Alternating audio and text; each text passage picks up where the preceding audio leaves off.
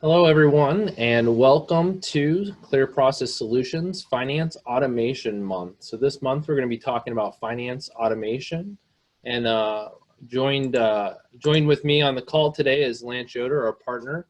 Lance is going to be doing our demo. So we're going to cover a couple logistics, go over some takeaways. We'll get into a customer story, and then Lance will be doing our demo. So first and foremost, some of the things that we're hoping you take away from today is just some education and awareness. We have some good beginning of what a customer looks like when they're looking at their financial automation to the end result, some ROI and value that they've done out of a capital expenditure request process. And so maybe through this webinar and some of the questions and answers that are coming up, that we can help educate you on a little bit more of what a finance automation would look like for your company. We also want you to understand that, this is about finance automation, and we're going to be doing a capital expenditure request process today. That's what we'll be demoing. But also want you to know there are other areas inside of finance that you can automate. We've done a lot of purchase order requests and credit memos and journal entries and invoice automation. So there's a lot that you can do. Also wanted to remind everyone that we are on mute and that we will be taking questions through the Q&A panel. So as you're thinking of the questions, as you're kind of listening to the story today, listening to the demo, then please feel free to type your questions in the Q&A panel. I'll make sure I monitor those, and we'll answer those questions at the end. So we'll make sure we save time at the end today for that.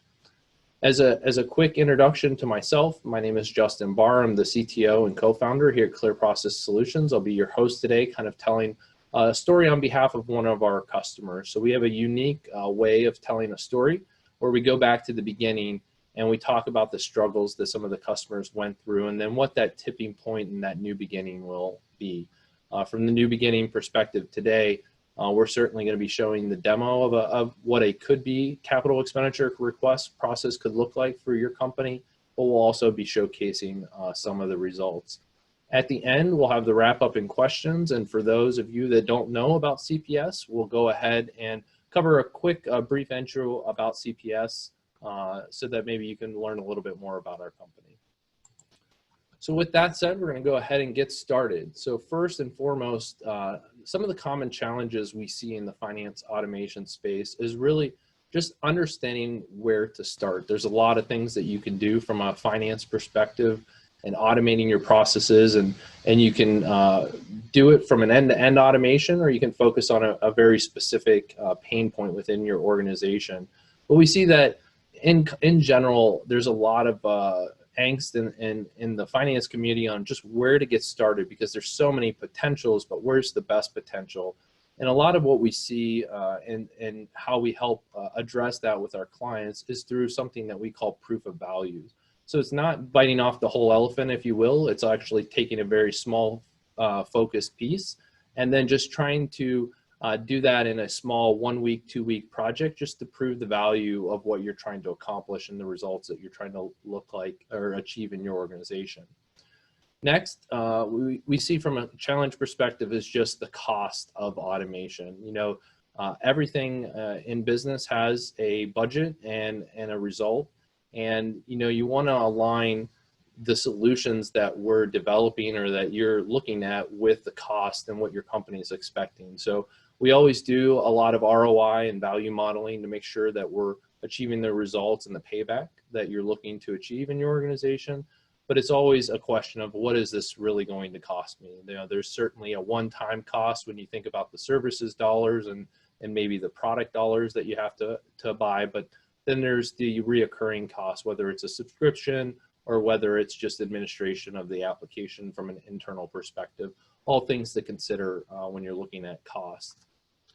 Next is really understanding the benefits of automation. There's a lot of stories that we tell around what are companies achieving from a results perspective, whether they're able to get their tires to market faster, whether they're reducing data entry and the cost of data entry. There's a lot of benefits to automation. And as you think through those and the challenges, sometimes it's hard to quantify, hard savings and soft savings. And so we help align that and really address that as well. And then the last is just building that roadmap. And we'll see this in today's story when we talk a little bit about the company for capital expenditure requests. But at the end of the day, building a roadmap of automation and really transforming your finance department, your manufacturing, engineering departments, are all things that you want to do, because they're, as we see today, you know, automation is really what's giving companies a competitive advantage. So jumping right into the story, we're gonna talk about the beginning for this customer. So the customer story we're gonna tell today, they are a global manufacturing company. They've been on SAP since about 1998. They have one single global SAP instance for every line of business. So their line of businesses are sales, services, supply chain, and manufacturing. The company was all about innovation and automation, but one of the outliers was its paper-based capital expenditure request process. The former process to initiate a capital expenditure request required a user submitting a paper-based form that would then follow a global manual routing process through the corporate office from inbox to inbox, as you can imagine, with email, and then, you know, requiring all the supporting documentation and approval with that manual process. The exact route kind of differed based on a number of factors, such as department of origin, type, and amount of request, and the level of approval needed. The paper-based process was created with inefficiencies and uncertainty. Of the roughly 300 employees who were involved in the CER process, really few outside of finance had a firm grasp of the request and the intended journey of the approval process. Additional manual routing meant that a request could be stalled or replaced, which would leave those on the approval chain completely unaware of the request and completely unaware of where the request was locating. And then it also increased the lack of traceability and visibility for the CERs originating throughout the process. One of the other major factors was that they had a facility in China, and those actual CERs had to be mailed to the corporate office, which added a layer of uncertainty to the process for the request, and the recipients could not simply just walk down the hallway to ask the sender a question. From the struggles, as we said, you know, the main struggles in this process was all around the lack of understanding of the approvals and where it was. There was really no visibility into the capital expenditure request, where it was located throughout, you know, the corporate office or any of the manufacturing facilities, and especially if it was over in China, originating in China, it had to be sent over to the US for approvals and signatures. Paper-based, you know, going from inbox to inbox, no one can track, you know, email. It's a really difficult to find out who it's sitting on, whose desk is waiting for approval. And to a point that some of these capital expenditure requests were lost or misplaced just because of the manual nature that it was. And then last, the multiple locations across the globe made the process very, very inefficient. So now let's get into the tipping point and the new beginning. From a tipping point perspective, you know, the CIO of the company thought, you know, we're looking for something that's enterprise-wide from a tool set perspective. We need to automate a lot of our form and workflow and routing, and we need a fast and easy way to do that and to integrate with our core line of business system, which happened to be SAP. The director of APAC and customer relations, you know, her main opinion for their tipping point was just this ability to leverage a tool at scale across the enterprise. And major considerations, because they were enabling this for finance, which is certainly the first use case, but there are also many other departments that needed this kind of automation. So this was just the beginning of their journey into enterprise level applications and digital transformation. In our new beginning, I'm actually going to introduce my partner, Lance Yoder, who's going to take you through a journey of the capital expenditure request, give you a demo, And then after that demo, we'll review some of the results. Lance, over to you.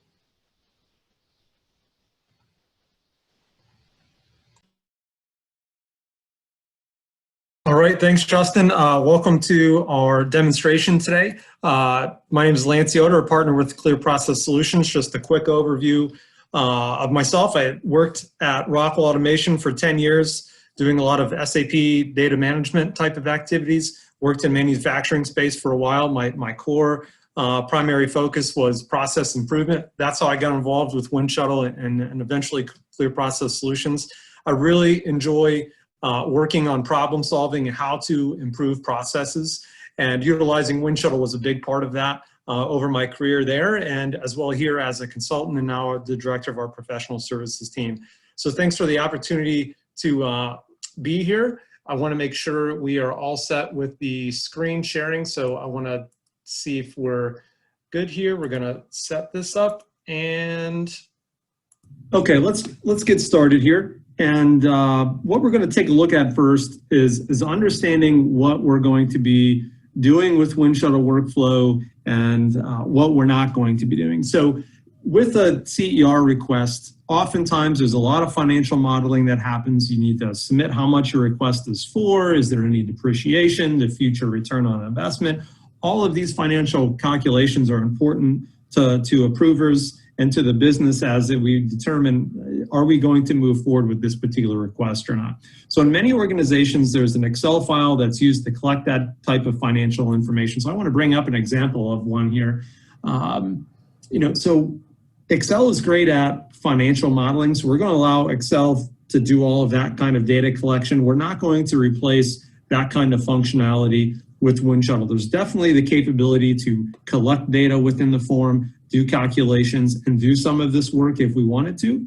But and oftentimes in these CapEx situations, there's just a lot of information. The calculations are better handled in Excel, but the challenges of getting that CER approved are still the same nonetheless. So there's no visibility to the process. You don't know who the right approvers are. Not everyone's working from the same version because maybe it got sent back to someone for an update and now there's multiple versions out there. So those are the types of problems we're looking to solve by utilizing Winshuttle workflow. There is some information within this Excel file that we will be interacting with. You can see here, this section I'll call out the investment section. We want to understand, okay, what's the total expense that we're going to be requesting in this particular CER, this CapEx request, and then we're going to use the workflow to route around to the correct approvers based upon, in some portion by that number. It's not going to be the only input that determines where it goes, but we want to make sure we're routing around to the right people based upon the right information. And in most organizations, one key component of where it goes is based upon how much the request is valued at. So if the request is a value of $5,000, maybe only your manager needs to approve it. If it's $500,000, as we see in this case, maybe the CEO needs to approve it. Again, that's going to be based upon your own business, but we want to make sure we're capturing that information from this Excel file as we route the CER around. So just wanted you to take a look at this. We're not looking to replace this massive Excel file and all the calculations that are important to it. Again, although we could provide some level of logic within the form to capture some of this, for purposes of demonstration, we're just going to keep it simple and move on. So allow me to pull up now and launch a Winshuttle-based capital expenditure request form here. We should see that on the screen now. And we'll walk through a couple components of it. So location is going to be important. So this is going to help identify the approvers that are needed based upon who I am and what part of the organization I am. So as we talked about, for large requests, say, $500,000 goes to the CFO, the CEO. You only have one of those. So those are the easy ones to pick out as far as who needs to approve it. But when you're down at the manager, director, VP level, those are based upon what organization and who your manager is. It could be based upon the department. So if you're in IT, your manager is an IT manager. If you're in finance, and so on. So location is going to be important. As well as some other information here on the screen. So let's dive into filling out a request. So I'm going to pick wholesale. And one thing to point out is that you can pick options that drive what other options are available. So I picked wholesale and I get a number of cost centers that have, tooling wholesale, R&D wholesale, and so on. And if I pick retail, I'm going to get a different list of cost centers to pick, 8302 ending in retail and so on. So you can provide the logic within the Winshuttle solution here, to allow users to pick only the right values for the form based upon previously selected values. So the beauty of using Winshuttle to do this, it helps the user define only the information that they need to fill in. They're not providing extra information that could be confusing to approvers, but they're also not able to submit without the minimum amount of information. So you're getting CERs into the process that have a higher chance of getting approved, or at least minimize the rejection because of missing information. And that can slow down your process as well. So by using the logic in the form, you're really enabling more effective requests, because more often than not, the user is going to have the right information when they submit. So let's continue on here, continue filling in our request. Some of this other information here, the reason for the request, could also help drive approvers. So I'm going to pick capacity increase and new products. Then I'm also going to pick information technology. You can see once I pick that, I have to pick IT directors and approvers and so on. But since I'm not requesting anything for IT, I'm not going to have to fill in that section. But again, just understanding that you can put rules in the form to help drive to the right approvers based upon what the user sees. So not only can we drive a list of options based upon what we pick, we can show and hide and require and unrequire fields based upon selections as well. So here I picked it's a lease as yes. If I pick no, you can see the lease type goes away. So I don't even need to see that information if I'm not picking it as a lease type of CER. I'm going to pick yes, that's a lease. I'm going to pick renewal. That'll just help drive this along here. Do I have an existing CER? No, this is a new one. Is my project in our PPM system? No, it's not. So we'll move on from that. I'm just going to scroll down here a little bit and review some of this other information here on the screen, what's on the form. So notice all of this information is read-only. And this section here, the investment section, shows a lot of the fields that we had in the Excel file. So as I said, we're not going to use Winshuttle in this particular demonstration to replace that Excel file. However, we want to make some key information immediately visible to people that are opening the request, maybe approving it and so on. And we want to make sure we're routing the request around correctly based upon the value of the request. So what we're going to do is we're going to attach that Excel file to this request. And then the workflow is going to pull in this investment data as well as some other information. So you see here the request was for $500,001.40. We'll make sure that that gets called out here because that'll trigger a particular threshold of approval. That information will get read in from the Excel file into this area here to help drive that. So by reading the data in from the Excel file, we're not allowing the user to type in the information. So there's no opportunity for a typo, right? So if I accidentally typed in $50,000 into how it's getting routed around, but my request is actually shown in the Excel file for $500,000, I'm not getting the right levels of approval. That's going to hold up my request because when it gets to procurement, they're going to say, hey, you don't have the right levels of approval and so on. So that's another good reason to pull the data directly from Excel. So I'm going to go ahead and close this file here.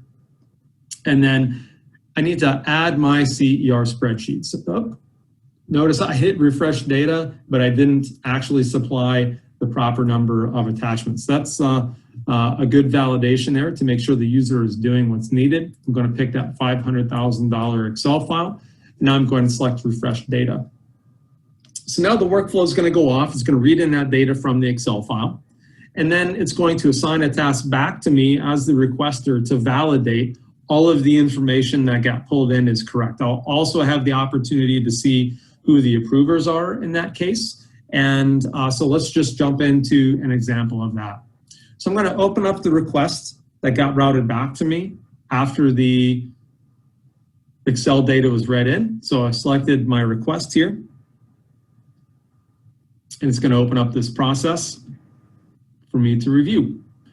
All right, so you can see my file is there, the 500,000 file, all of my information is still the same. But now I see this information being pulled in from the Excel file. So I have financial justification section pulled in, project information, but most importantly, the investment. So my request is going to be routed around based upon this $500,000 value here. As I scroll further down, I have a chance to add attachments. So because of the value of my request, I need to provide a quote. So I'm just going to add a generic quote there. All right, and then we will continue on with the other attachments here. So let me go ahead and get those going. So we need a business case, and then a lease. So these are just text files that just have some generic information and an executive summary. Notice that the star is there, so if I tried to submit without providing that attachment, I'd get that error again that said I didn't provide all the right information. And the nice thing about this, the way we have it set up here, is that I can see the approvers that are going to get this request based upon my value. Now, of course, for the purposes of demonstration, I'm acting as the approver in all of the cases. So you see my name listed here a whole bunch. But that's driven off of that $500,000 value we see up here. If that value were to change, and we'll show an example of that, we would see less approvers in the process. So the user in this case does not have to worry about understanding what approvers to go track down, who to route it to, who to email, and so on. The system is designed to manage all of that. But in addition, I also have the ability to add additional approvers. So it's like, okay, well, I realize I see those, but Justin is a part of the project as well. So I'm going to pick Justin and add him as an approver as well. So now I've reviewed all the financial data that pulled in. I added all my attachments. I looked at the approvers. Yep, everything looks good. I'm going to go ahead and then submit this request for approval.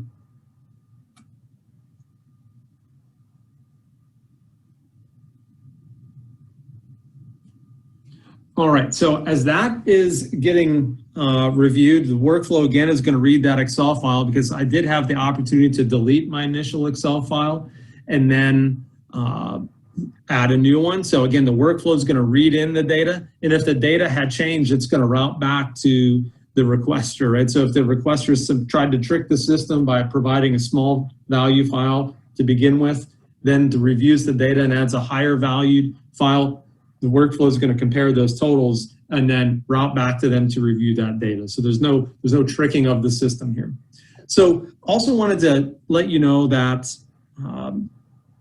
based upon the value, as we talked about, the approvers are different. So I'm going to open up one here that I have sort of staged. It's for $30,000 in value. I'm going to open up this request, and then we're going to take a look at that real quick and how the value then adjusts for the approvers.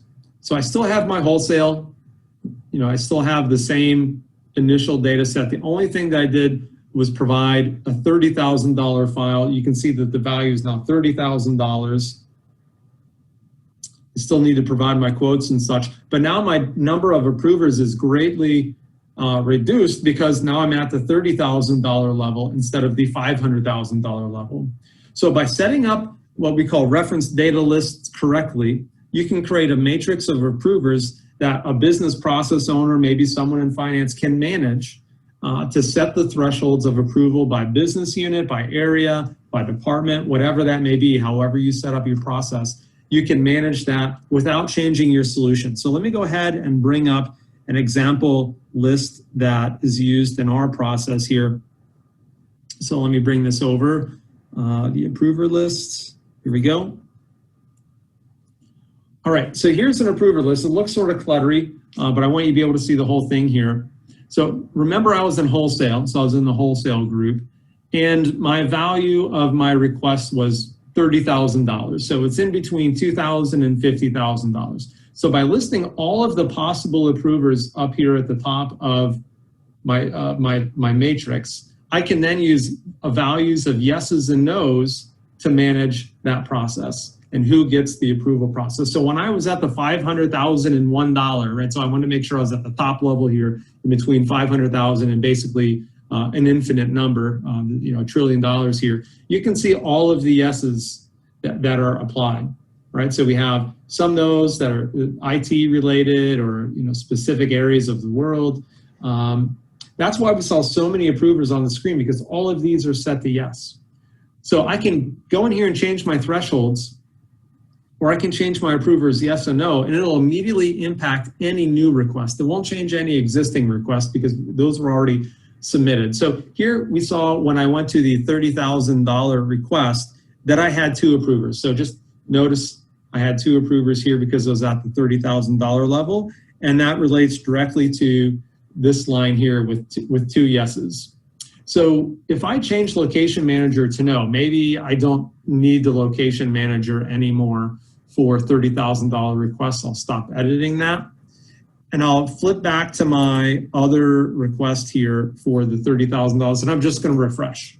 So since I haven't technically submitted my request yet, I can change the approver and I can then get a new set of approvers. So as the value refreshes here, notice as the form loads, I only have 1 approver listed. So when I reflect back to the approvers list, sure enough, I only have 1 yes in this process. So for this row, all of them were no, except the very first yes. All right, so that's how you can dynamically change your thresholds. Again, since I haven't really submitted that request for approval, I was able to change that on the fly. So just wanted to show you an example of how you can maintain your thresholds and also who it goes to for those thresholds by using some kind of matrix. So we didn't have to change anything about our process to make that happen. And because we're basing ours on different divisions or different locations rather, you see different locations here. You can have different thresholds for each of those locations as you see fit. All right, so let's jump back to our approval process that we had submitted, and let's see where we're at on that front. So we'll go ahead and exit this request.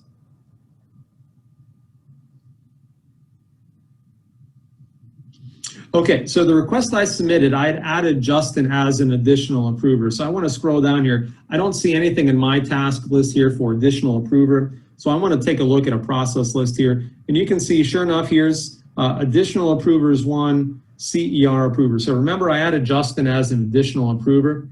So that's where, as an ad hoc approver, I had the workflow, it's routed to him. So I'm going to go ahead and reassign this workflow to myself. So if you're administrator of the workflow, you can reassign that process to someone else. So I'm going to go ahead and do that.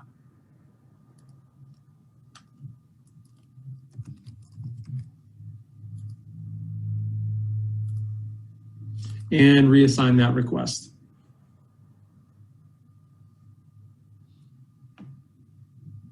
All right, so now when I look back at my homepage, I see a task in my list for location level 1 CER approval. Okay, another thing to note here, this is a great time to bring this up, is that when a user receives a task assigned to them for a review, you can also use an approval send notification. So when I got assigned a task, when I reassigned this location level 1 CER approval to myself, I got an email from the system saying, hey, you have a task. So let me bring up that email here so we can take a look at that.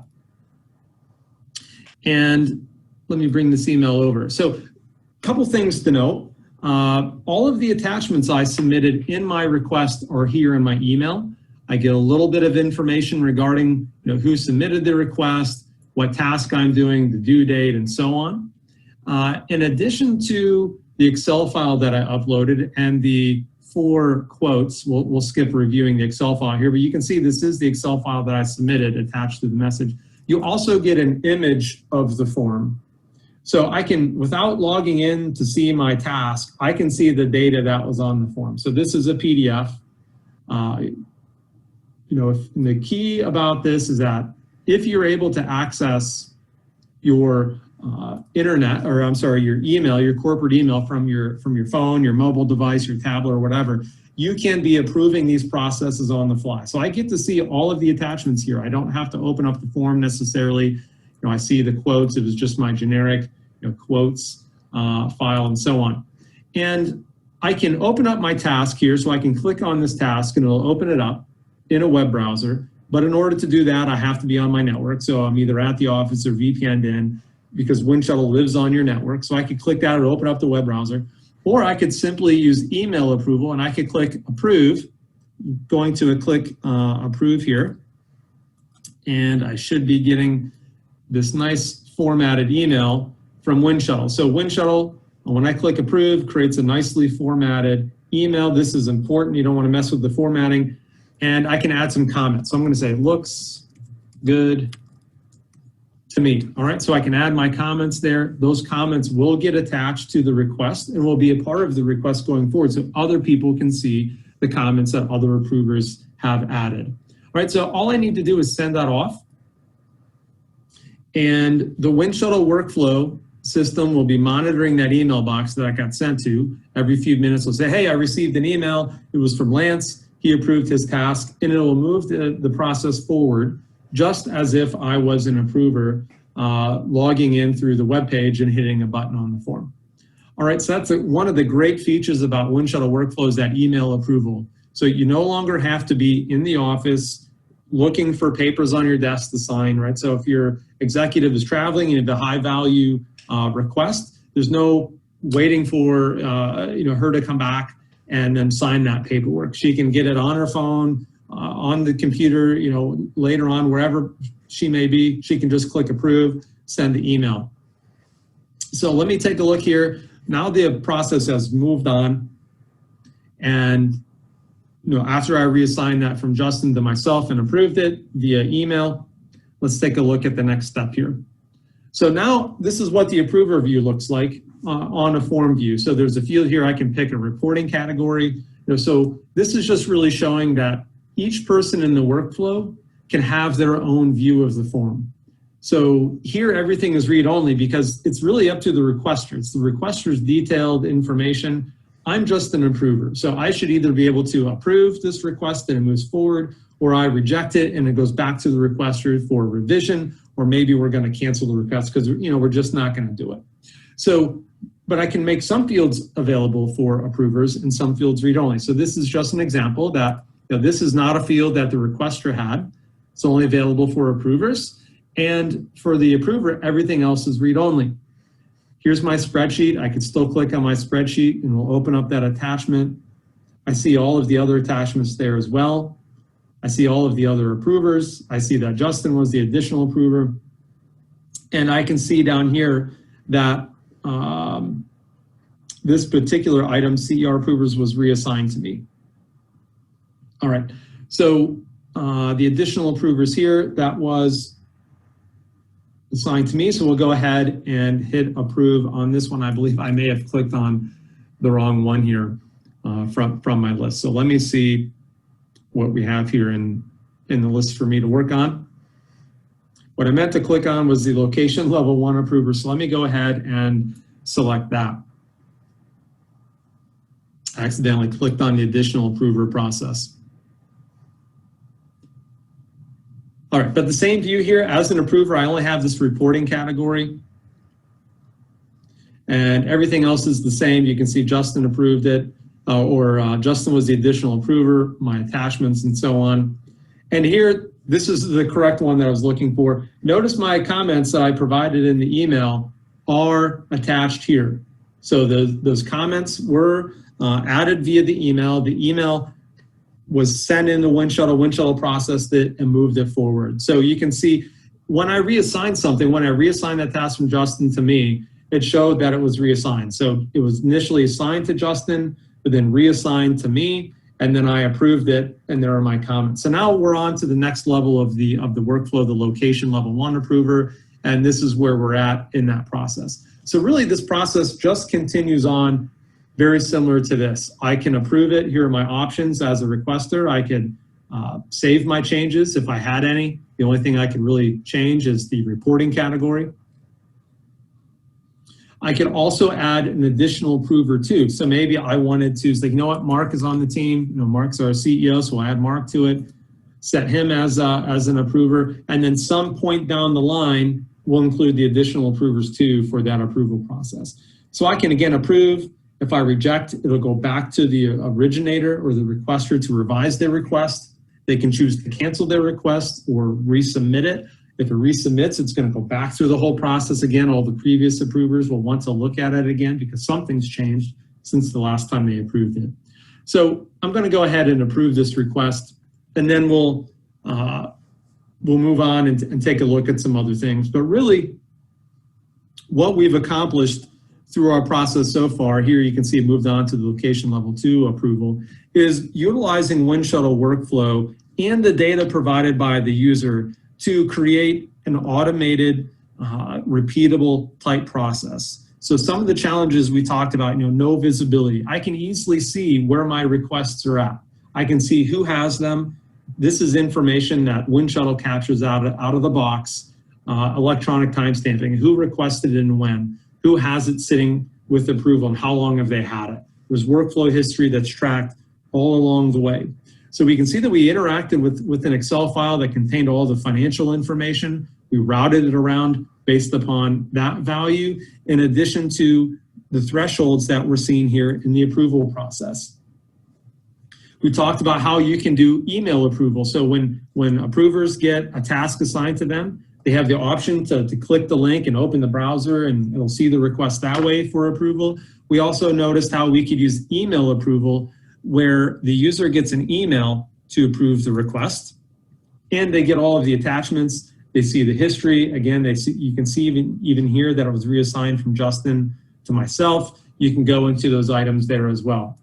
So hopefully this is a great demonstration of how you can automate your capital expenditure request process and really streamline that workflow. And for the customer, for the many customers that we've implemented this for, what we've seen is consistent reduction in time for approval because of increased visibility. You can send reminder emails as well. So if a task gets assigned to me as an approver, every 2 days you can say, hey, reminder, you haven't done this yet, or you're past due, and I keep getting reminded. So it creates that visibility, a single source of truth. So there's only one request out there. Everyone's working on the same thing. And with that ability to approve via email, you're no longer waiting to get back to the office to look at physical papers and so on.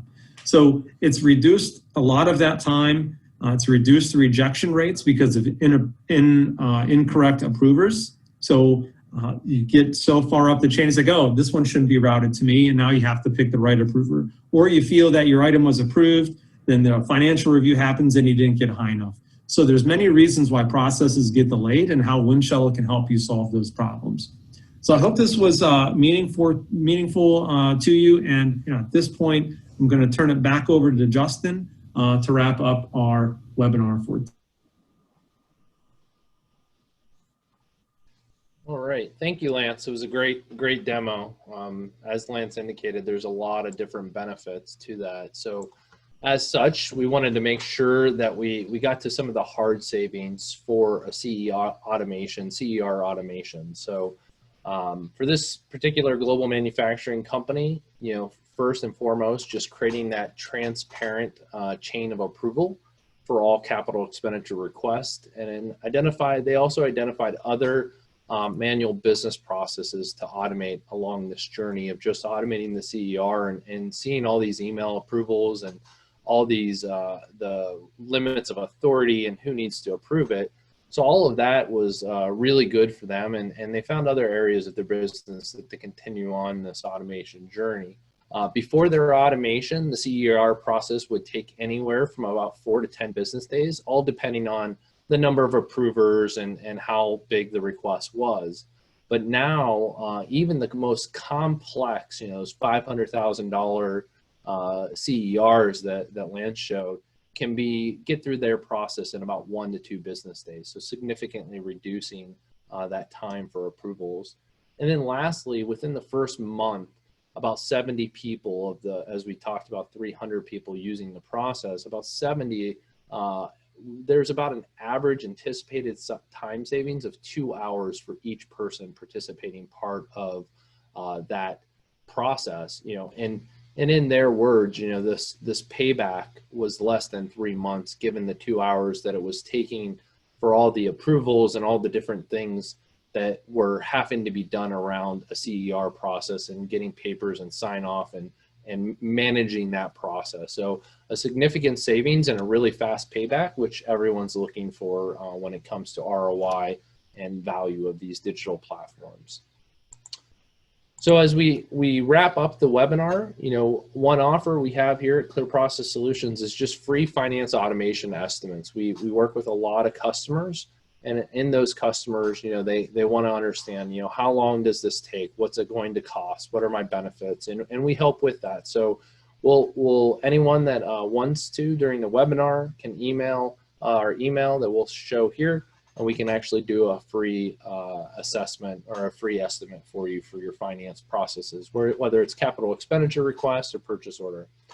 We also have a free intelligent automation scorecard. It's our new kind of alpha release of our scorecard.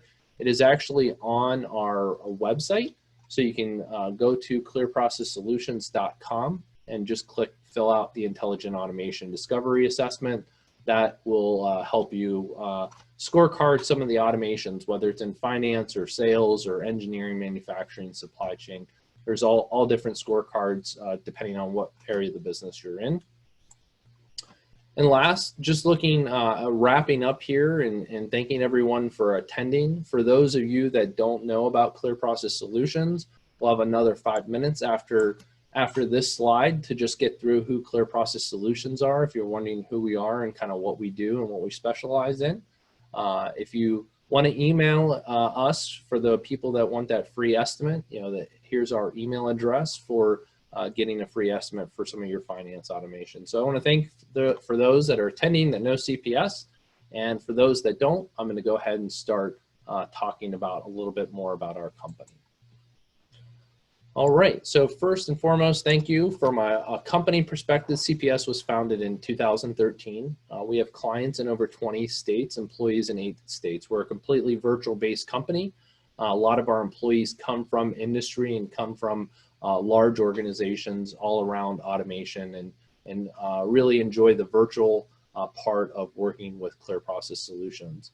We are product and vendor agnostic, and that's important to understand, that we like to align your business goals and objectives with the product or the tool, which really hits to the last point, that we're a results-driven organization. If we're not adding value, reducing time for processes, reducing data entry, then there's really no reason to engage with CPS. So we really look to drive results and make a big impact to your organization.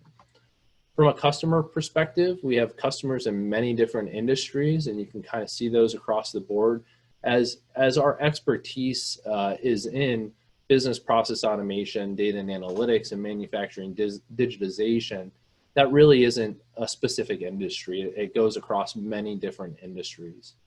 When you bucketize kind of our expertise into those different areas, across all of those areas, we provide different sets of things for each one of the areas. So across all of them, we do the road mapping and the digital transformation. We understand what your business goals are. We understand whether you want to automate finance applications or supply chain applications, engineering.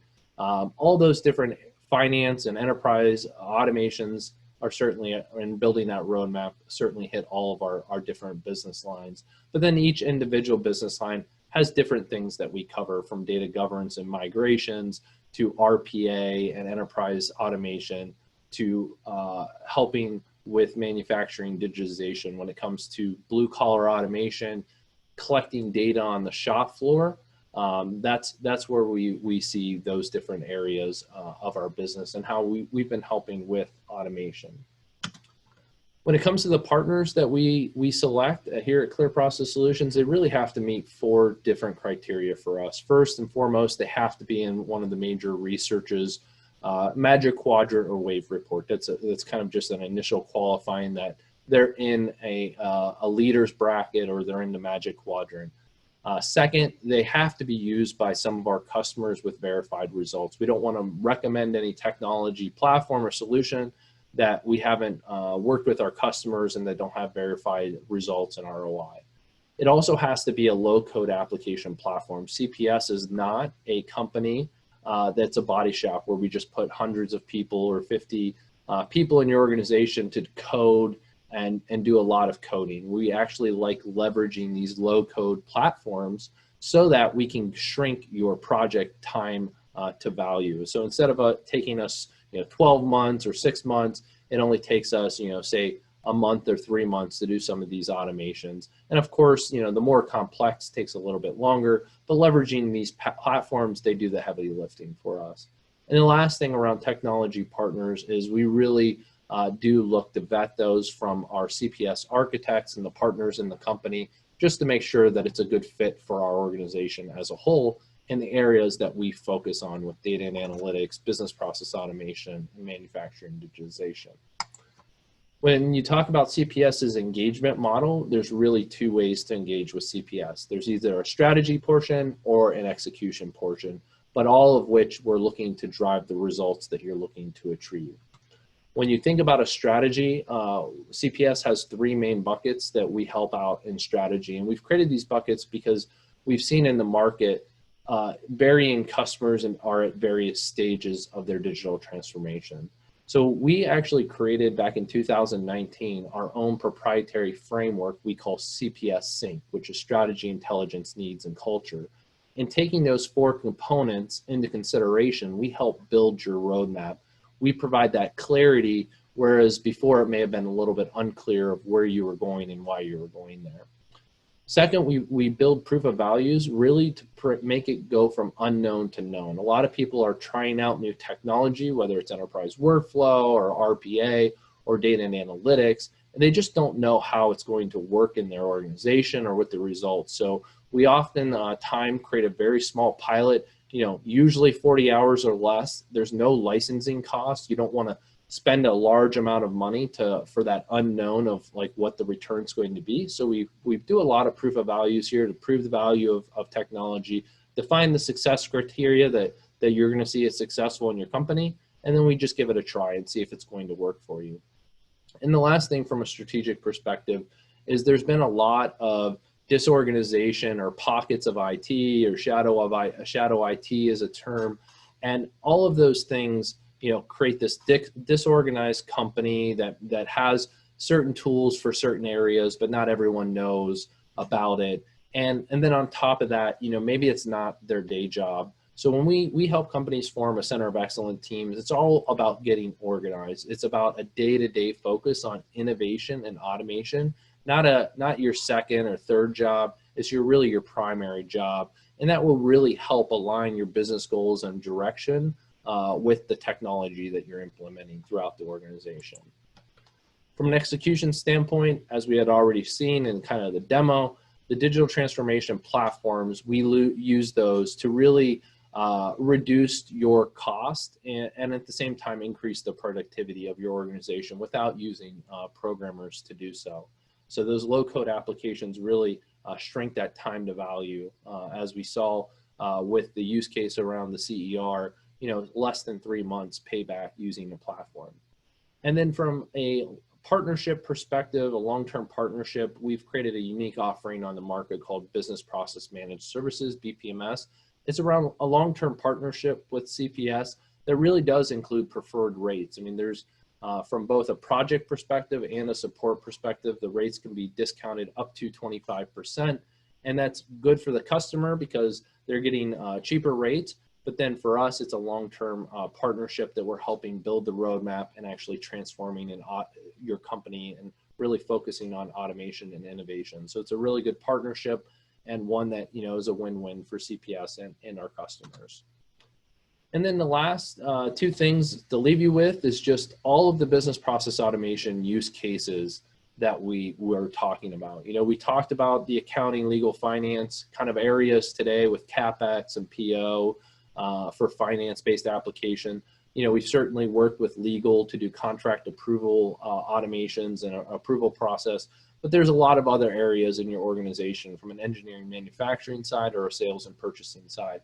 And we've done a lot of these automations for companies, and they're really gaining the benefits of not having to do all the data entry and getting that visibility into it. Just some core results. You've already seen some of the results from the capital expenditure request outcomes, some other outcomes and results from other areas of the business. Automating the new product development process, taking it from 110 hours to 5 hours, decreasing the customer onboarding time from 4 days to 2 days. Just simply reducing 15 minutes of data entry, equated to about 1,250 hours a year. Saving one company over $50,000 by just automating their customer onboarding process. And of course, we have other use cases and other things for that. So I do want to thank everyone on the call today. for being here, and certainly go visit our website or email info@clearprocesssolutions.com. Appreciate it, and we'll talk to you later.